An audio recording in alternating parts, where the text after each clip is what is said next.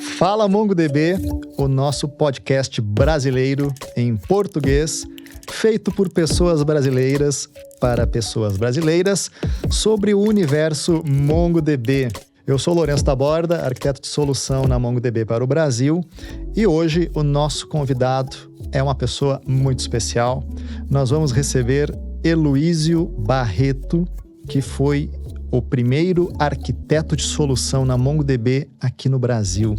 Heloísio, seja muito bem-vindo. É uma honra contar com a sua presença, encontrar um espaço na sua agenda para a gente conseguir bater esse bate-papo, né? E seja muito bem-vindo aqui no Fala MongoDB. Muito obrigado, Lourenço. Um prazer é meu, né, estar aqui, honrado com a presença. Me lembro ainda de quando a gente começou a falar sobre ter isso, né, o podcast. Então, um prazer realmente imenso poder participar desse sucesso que já é esse podcast. Uma honra. Você sabe que eu tenho muita admiração pela sua jornada profissional, porque você é uma das pessoas pioneiras de MongoDB aqui no Brasil. Então, queria que você contasse pra gente como que foi esse começo de MongoDB aqui no Brasil. Legal. Foi em 2019, né, quando eu entrei na MongoDB.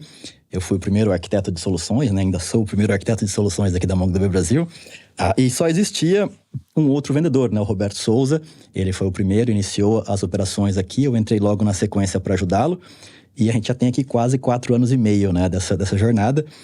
E foi realmente, como a gente costuma brincar, o mato alto, né, uma foice na mão, e a gente tentando montar essa filial aqui no Brasil da MongoDB. Muitos desafios, né? Por exemplo, a gente não tinha ainda um CNPJ, né, aberto aqui no Brasil, então toda a burocracia de se abrir isso, a gente não podia contratar pessoas ainda pela MongoDB Brasil, então a gente tinha uma terceira fazendo essa intermediação para a gente de RH, e tudo isso foi evoluindo, né? Hoje a gente já consegue ter contratos diretos aqui com vários clientes, a gente tem um time muito grande, né, que cresceu bastante, não só na área de vendas e arquitetura, como a gente trabalha aqui, mas também clientes de sucesso do cliente, né, o time de sucesso do cliente, times de suporte, times de consultoria. Então é um prazer realmente muito grande de ver toda essa evolução, né, da empresa aqui no Brasil e todo o carinho, né, que a gente tem com esse mercado aqui, todo o investimento que a MongoDB fez, não só no Brasil, como no Latam como um todo.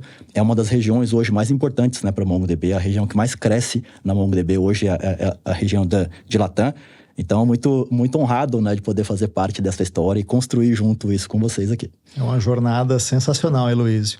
E para você que está interessado em conhecer mais sobre as áreas da MongoDB, se liga que aqui na playlist nós temos episódios sobre serviços profissionais, sobre serviços técnicos e também sobre sucesso do cliente. Tem um assunto, Heloísio, que eu acho bem interessante da gente começar a nossa conversa, que é diferenciar banco de dados de sistemas de busca.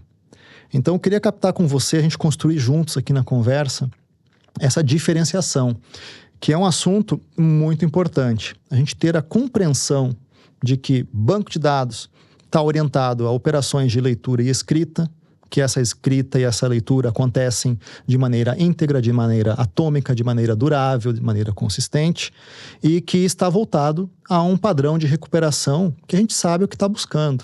A gente tem ali os nossos índices baseados em árvore B, que é uma estrutura de dados clássica muito importante, que serve para a gente recuperar aquilo que a gente conhece. Então, por exemplo, trazer um produto baseado no seu código de produto, né, baseado em seu SKU, ou recuperar um registro de cliente baseado em seu CNPJ ou no seu CPF. Então, eu queria construir essa diferenciação. Como fica um sistema de busca nesse contexto? Perfeito. A gente tem visto uma evolução, né, das bases de dados. Há mais de 50 anos, né, a gente já usa essas bases de dados e muitas vezes a gente não sabe que ela está por trás das nossas operações do dia a dia, né? Um exemplo típico é quando você pega o seu celular e quer instalar um aplicativo, quer procurar um produto ou quer enviar uma simples mensagem, né, para uma pessoa. E é muito comum que você faça um cadastro, né, para usar esse aplicativo, para usar esse web commerce, etc. E esse cadastro tradicionalmente está armazenado no banco de dados, né? A gente tem essas informações salvas no banco de dados. Mas toda a parte de busca, né, que a gente vai fazer antes ou depois de fazer esse cadastro, que é justamente encontrar um produto, também encontrar um contato que você quer enviar uma mensagem, né? Isso já é feito de uma forma normalmente, tradicionalmente, em uma outra base de dados, que a gente chama, né, de base de dados de indexação ou de busca avançada. Busca textual também. E existem, claro, grandes diferenças, né? Como você comentou tecnicamente, de como eu encontro essas informações, como eu indexo, né, essas informações. Mas, basicamente, né, o banco de dados que a gente está acostumado com fazer esse cadastro, ele está muito preocupado com o transacional, né, que a gente fala, as operações do dia a dia. Então, o cadastro de um usuário, a venda de um produto, e isso são tradicionalmente as atividades de um banco de dados.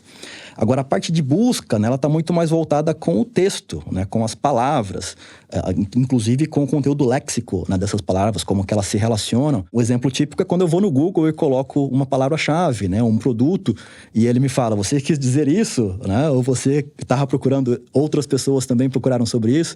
Então, essa é uma forma, né, que a gente consegue fazer a busca dessas informações que não estão associadas diretamente com o cadastro ou com uma venda de um produto, né, que estão mais associadas com o banco de dados. Perfeito. Então, aqui a gente pode destacar ou perceber que nas aplicações modernas, além da gente ter esse rigor para conseguir ler e escrever com sucesso as nossas transações, as nossas informações críticas, existe um tema de experiência das pessoas usuárias que é muito importante e está muito atrelado em fazer buscas que não são exatas.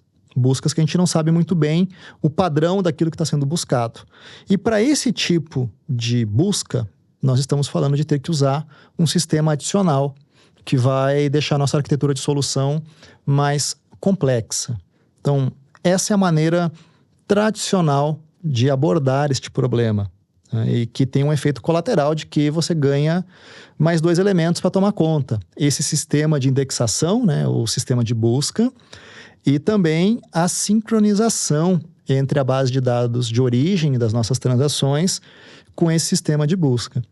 Tem alguma maneira de a gente fazer isso diferente? Com certeza, com certeza. E esse é um bom ponto, né? Se a gente está falando de 2 sistemas que indexam as informações de formas distintas, né? Tradicionalmente, a gente pensava em ter ambientes apartados, né? E aí entram justamente esses problemas que você comentou, até alguns adicionais, né? Então, eu tinha que me preocupar em como replicar aquela informação para um outro sistema, em como manter essa sincronização, né, desses dados, também em indexar esses dados e garantir que eles estão atualizados e consistentes, mas também entra outros desafios, né, que o time tem que gerenciar esse ambiente, o time tem que aprender uma nova tecnologia e o desenvolvedor, né, que está construindo a aplicação dele, também precisa pensar que ele precisa interagir com 2 sistemas, né? Então, uma série de ineficiências, né, que a gente coloca quando a gente pensa numa arquitetura como essa, que a gente pode simplificar. Uma das formas bem simples que a gente consegue simplificar, que é um dos objetivos do Atlas, do MongoDB Atlas, é exatamente simplificar a arquitetura e ter o seu dado em um único local, né? Não precisar replicar essa informação para outro local, não precisar aprender um outro sistema. Um dos exemplos, as funções que a gente tem no Atlas, né, que é o Atlas Search, endereça justamente essa necessidade. Eu consigo ter a base de dados que faz o cadastro, que faz o transacional, né, que a gente comentou no início, mas que ele também faz a parte de busca na mesma plataforma. Então, isso simplifica a arquitetura, fica mais fácil para o desenvolvedor construir a aplicação dele também sem ter que aprender uma outra tecnologia, e eu não preciso me preocupar, né, em replicar aquela informação, eu consigo trabalhar tudo unificado na mesma plataforma, que no final do dia para as empresas, né, é que vai trazer ganhos operacionais, vai trazer produtividade do desenvolvedor e vai conseguir fazer com que ela se diferencie no mercado, né, crie uma aplicação nova, um serviço novo, cada vez mais rápido. Perfeito. Então, com o Atlas Search, a gente já está num passo mais simplificado de solução de arquitetura que unifica os benefícios de MongoDB como banco de dados e também do mecanismo de indexação para este banco de dados. Galera, se liga aqui na nossa playlist do podcast que nós temos um episódio exclusivo falando sobre Atlas Search. E claro que, Heloísio, a minha intenção aqui é a gente ir além da barra de busca.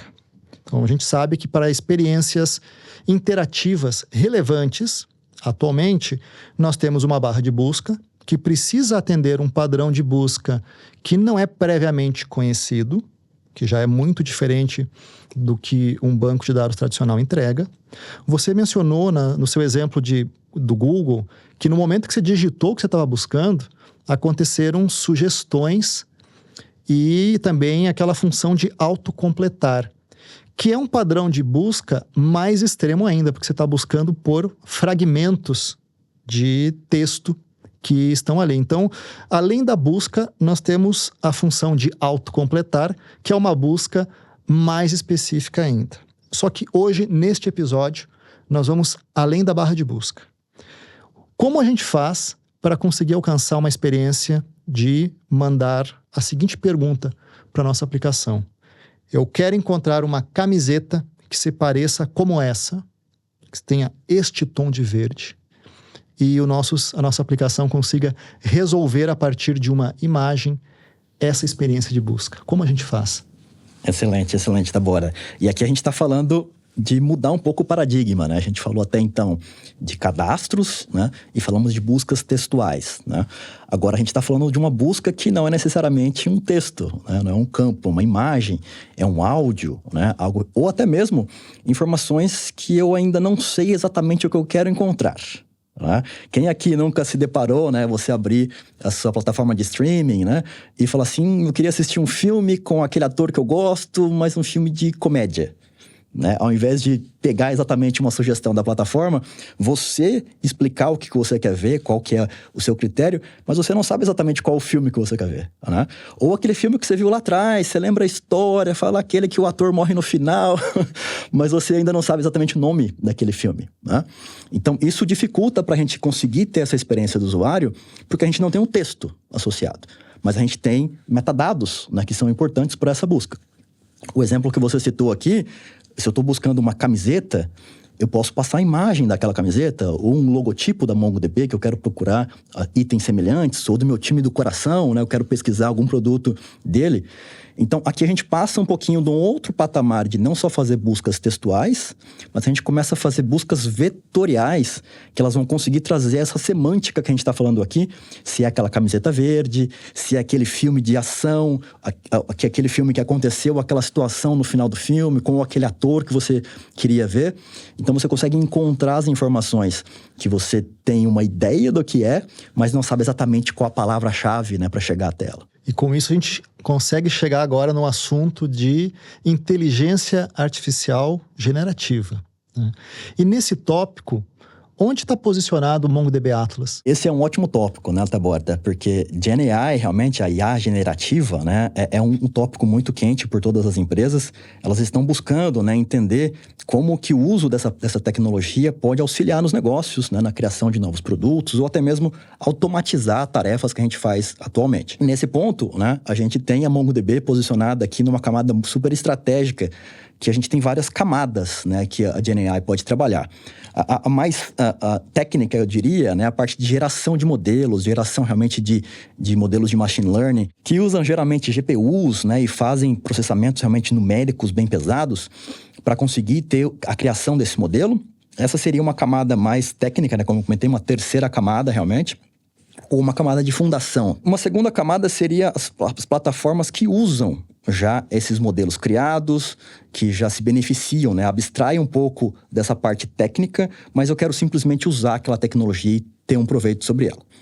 E uma outra camada, uma última camada, que seria a parte das aplicações, né? Quando eu construo a minha aplicação, para que ela possa utilizar essas novas tecnologias e se beneficiar disso. E a MongoDB está exatamente nessa camada do meio, onde você pode usar vários algoritmos hoje, né, que estão disponíveis e têm evoluído, né, de uma forma bem rápida.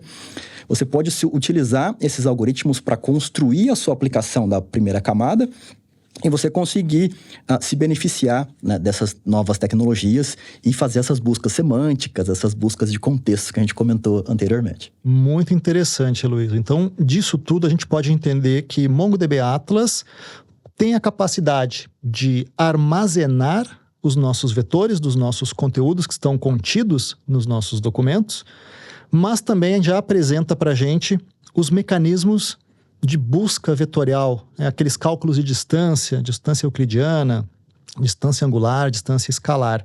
Então, o mecanismo de escrever e de recuperar estes vetores já está presente. É isso mesmo? Exatamente, exatamente. E traz aquele benefício que eu comentei também da parte da busca, né? Você tem a mesma plataforma que você já tem o seu cadastro, né? Suas transações de usuários. Você tem o mecanismo de fazer buscas textuais que a gente comentou. E a gente também tem uma opção agora de você colocar os seus vetores, né? Os vetores, nesse caso aqui, não só armazenar o vetor, mas também fazer as buscas de proximidade e similaridade que você comentou, é o que realmente faz, né, toda a diferença nesse contexto de GenAI. Porque você consegue pegar os modelos de linguagem largas, né, os LLMs, usar esse modelo, todo o conhecimento que já foi mapeado ali, mas é um conhecimento do domínio público, né, as informações que estão públicas. Quando você quer passar para ele contextos empresariais, né, atividades realmente, informações que estão no controle da empresa, a gente pode usar justamente esses vetores para isso. Então, a gente consegue, no MongoDB, armazenar junto dos seus próprios documentos esses vetores também, para que eles consigam enriquecer as chamadas que você faz para uma LLM, e aí sim você ter respostas específicas, né? Um exemplo disso que a gente tem visto bastante no mercado é tentar criação, né, de chatbots, de agentes de conversa com o usuário de uma forma mais natural, mas que ele tenha conhecimentos internos.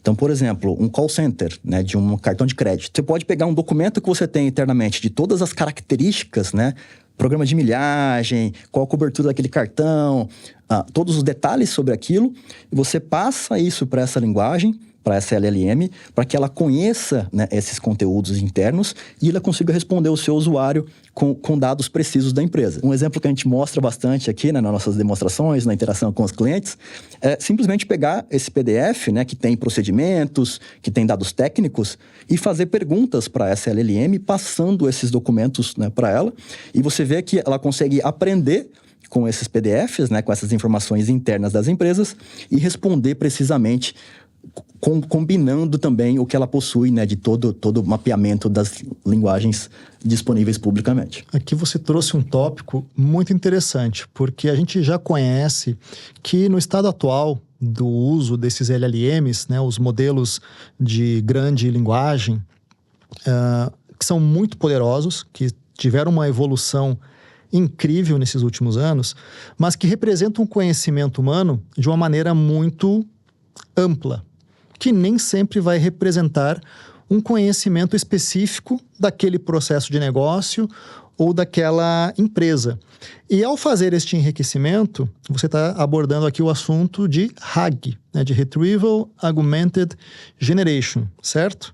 É isso mesmo. E ao ter estes vetores também embarcados nos documentos, nós vamos chegar num passo além, passo mais ainda aqui na nossa jornada, além da barra de busca, que tem a ver com o fato de unificar vetores e metadados, que é uma outra maneira da gente falar de ter tudo no mesmo documento, tudo aquilo que nos é relevante. E aí, com isso, a gente chega numa abordagem em que, tendo os conteúdos humanamente compreensíveis, o nosso cadastro, que aqui a gente vai começar a chamar de metadado, mais os nossos vetores, a gente começa a ter uma experiência mais relevante para aquela pessoa que está usando um motor de processamento de linguagem, né, um LLM. Como que você vê essa abordagem no universo MongoDB Atlas? Acho que a melhor forma de explicar isso é um exemplo, né? Não sei se vocês já se depararam, né, entrando no web commerce ou num aplicativo e você pesquisar um produto, mas vem várias recomendações. E aí você fala, mas eu queria o produto que tiver a melhor avaliação. Não necessariamente eu quero encontrar o produto mais barato, mas às vezes eu estou buscando a qualidade. Então, essa é uma das formas, né, da gente conseguir concentrar essas informações que a gente estava falando. O metadado que você comentou, que é a característica daquele produto, mas também a gente está começando a usar outras informações para te trazer essa sugestão. Nesse meu exemplo aqui, poderiam ser as recomendações que outros usuários já fizeram daquele produto. Ou até mesmo as reclamações, né? E ele já te trazer um resumo, né, sobre aquele produto. Fala, olha, esse produto foi muito avaliado, muito bem elogiado por esses motivos, mas também foi criticado por esses outros fatores. E ali você consegue tomar uma decisão muito mais rápida, né, de que você quer comprar, e as empresas saíram um pouco da discussão aqui agora de preço, né? E a gente está entrando numa questão de qualidade. Olha, eu sei que esse produto foi avaliado por várias pessoas e eu consigo comprar com a maior segurança, né, independente do preço que ele está sendo disponível. Então, essa é uma forma, né, que a gente pode utilizar toda a camada de LLMs e vetores no MongoDB Atlas. E a gente consegue também juntar esses mundos que a gente falou. Metadados com dados também não estruturados, né? Eu dei o exemplo aqui da recomendação, mas imaginem que pode ser qualquer tipo de informação que a gente tem hoje. Um outro exemplo de um outro cenário, né? Imagina que você fez uma gravação do seu veículo, do som do motor, e você enviou para a sua montadora, falou, olha, o carro deu uma mensagem de erro, só que o motor está com esse barulho. E ela conseguia analisar aquele áudio, né, e identificar possíveis problemas do carro, ou até mesmo manutenções preventivas que a gente possa fazer, para evitar que aconteça um problema com o carro, e somente assim aí que eu vou levar na concessionária, né? Então, são formas que a gente consegue hoje trabalhar com essas informações, unificar essas informações no MongoDB Atlas e ter um único local para você analisar não só vetores, mas dados textuais e também os metadados que você comentou no início. Olha só que interessante. Então, a gente consegue ter, abre aspas, estas experiências do futuro, fecha aspas, agora, na atualidade.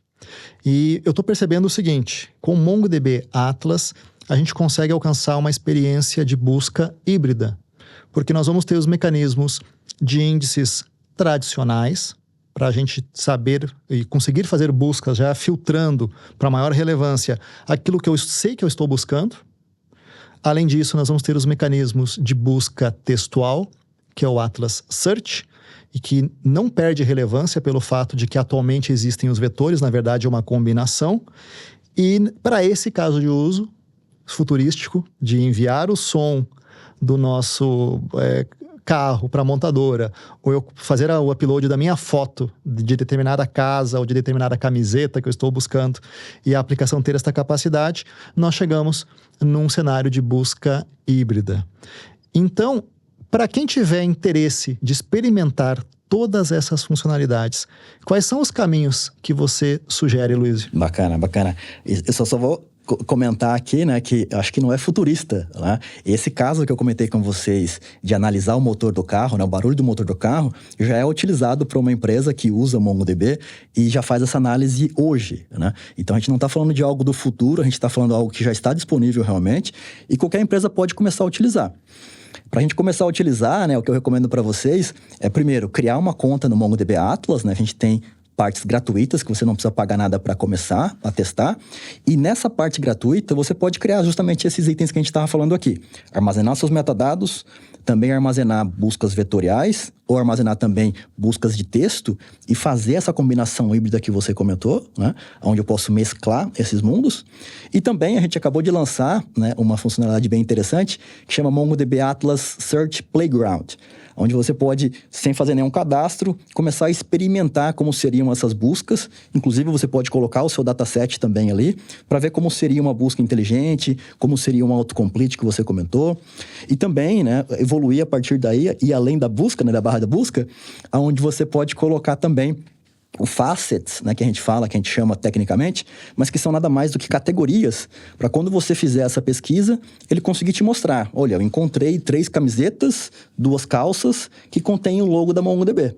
Qual que você está interessado? Se você não quer comprar uma calça, mas está interessado numa camiseta, você pode simplesmente filtrar, né, por essa camiseta, volta naquele ponto que a gente falou de metadados, né? E isso pode ser usado também, como a gente comentou, para comentários, para preço, né, range de preço. Estou buscando um presente para minha namorada, para minha esposa, e eu quero gastar até tantos reais. Eu posso passar isso também para esses motores inteligentes, para que ele te traga a recomendação de presentes sem que você saiba exatamente o que você quer comprar. Isso para o Dia das Mães, né, o Dia dos Namorados, que está vindo por aí também, é uma ótima ideia, né, para os web-commerce conseguir cada vez mais facilitar a vida dos usuários e trazer essa experiência rica, né? Eu não preciso exatamente saber o que eu vou comprar de presente, eu posso pedir para que ele me dê uma recomendação e use. Então, recomendo todos a vocês, né, que testem essas funcionalidades no MongoDB Atlas e também a gente usa isso nos nossos sistemas também, né? Como eu comentei, que é a realidade. Se você entrar na página de documentação do MongoDB, que é docs.mongodb.com, você também pode experimentar isso. Você pode pedir para ele te dar um código de exemplo, né, para a criação de um vetor. Ou um aggregation framework, né, que é um código que a gente tem, para que ele construa um pipeline com um Atlas Search e fazer buscas textuais para você. E IA generativa que a gente tem no nosso produto, vai recomendar para você essas soluções, vai também tirar dúvidas sobre o produto. Então é um pouco do que a gente falou, né? Já é uma realidade para várias empresas e a gente usa essa nossa tecnologia também internamente, né? Para que a gente tenha uma experiência melhor com os nossos clientes também. Galera, hashtag fica a dica. Se você já está usando Atlas Search para suas buscas textuais, ou Atlas Vector Search para suas buscas vetoriais, ou ainda, se você já começou a usar o Atlas Search Playground, conta para mim e para o Heloísio aqui nos comentários que a gente quer saber. Heloísio, para as pessoas que estão aqui conosco e que têm interesse em discutir um projeto de grande porte, de aplicação dessas metodologias de busca, como essas pessoas podem fazer para entrar em contato com você? Com certeza. A gente trabalha, né, com as principais empresas aqui do Brasil. Eu atendo as que a gente chama de enterprises, né? Então, as grandes empresas. A gente tem falado com vários clientes, né, com vários prospects e também pessoas que ainda estão pensando em como podem se beneficiar, né, dessa tecnologia no nosso dia a dia. Então, a gente fica aqui à disposição, né? Tem os meus contatos na rede social, vocês podem me encontrar Heloísio Barreto, né, no LinkedIn, e a gente pode também conversar e falar um pouco mais sobre o projeto e dar também sugestões, né, de onde vocês podem utilizar, dependendo da indústria da sua empresa, quais são os casos de uso mais comuns e onde a gente consegue ter os projetos de uma forma mais rápida, né, os quick wins, para que vocês comecem a usar a tecnologia e isso expanda depois para outros projetos de empresas. No nosso dia a dia aqui, né, a gente fala bastante sobre vários projetos, então a gente pode também passar essa experiência para vocês de outras empresas que já fizeram isso ou que estão começando a fazer isso, e também passar algumas boas práticas, né, de como lidar isso, qual algoritmo a gente pode utilizar, qual a expectativa, né, que você tem que ter dos dados que você precisa ter, que é um ponto também super relevante, dos dados que você precisa ter para passar essas informações e você ter esse conhecimento rico. Inclusive, né, a gente teve uma recente pesquisa feita pela Workday que mostra o interesse, né, dos CIOs, dos líderes sobre a GenAI, sobre a tecnologia, e os números são realmente bem impressionantes. Um dos números citam que 96% dos CIOs entrevistados, eles falam que acreditam que GenAI pode se beneficiar a empresa dele de alguma forma. Mas apenas 4% da borda citam que eles têm os dados disponíveis para poder fazer isso tornar realidade. Então, ainda, e quase 60% deles citam também que os dados estão em silos nas empresas. Então, esse é um ponto também muito comum que a gente pode ajudar. O MongoDB pode construir uma visão unificada dessas informações, seja uma visão 360 do cliente, uma visão de um produto ou de um catálogo de produtos, né, de um serviço que aquela empresa provê, e unificar todas as informações que são relevantes, que são importantes, para que eu possa usar essas informações e passar nas minhas LLMs para trazer aquele enriquecimento do RAG que a gente comentou aqui, né? Então, essa parte também de ter os dados disponíveis é super importante e o MongoDB também pode ajudar nessa visão unificada das informações. Excelente perspectiva, Heloísio. Agradeço muito a sua participação aqui no Fala MongoDB. É evidente que a gente tem assunto para ficar algumas horas conversando. Muito bom recebê-lo.